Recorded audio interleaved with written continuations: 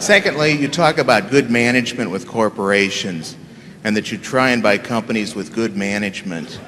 I feel that I have about as much chance of meeting good managers other than yourself as I do bringing Richard Nixon back to life. How do I, as an average investor, find out what good management is? Well, I think you judge management by two yardsticks. One is how well they run the business, and I think you can learn a lot about that by reading about both what they've accomplished and what their competitors have accomplished, and seeing how they have allocated capital over time.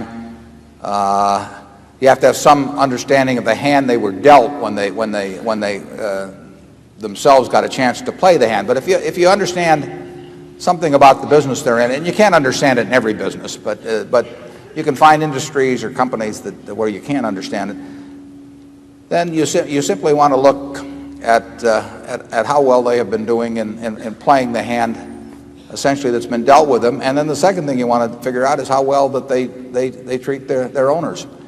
And I think you can get a handle on that oftentimes. A lot of times you can't. I mean, there are many companies that obviously fall in somewhere in that 20th to 80th percentile, and it's a little hard to pick out where they do fall. But I think you can usually figure out. I mean, it's not hard to figure out that, say, Bill Gates or Tom Murphy or Don Keogh or people like that are really outstanding managers, and it's hard to figure out who they're working for.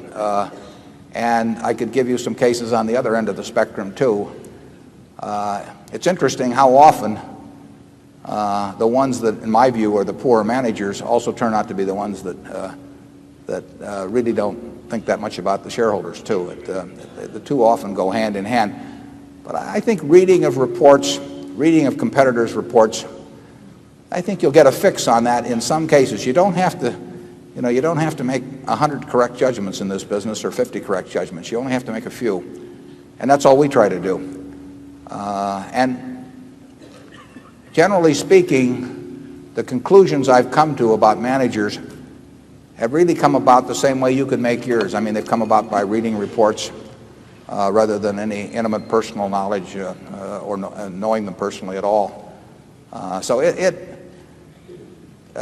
read the proxy statements, see what they think of, see how they treat themselves versus how they treat the shareholders, and look at what they have accomplished considering what the hand was that they were dealt when they took over, compared to what is going on in the industry. And I think you can figure it out sometimes. You don't have to figure it out very often. Charlie? Nothing to add.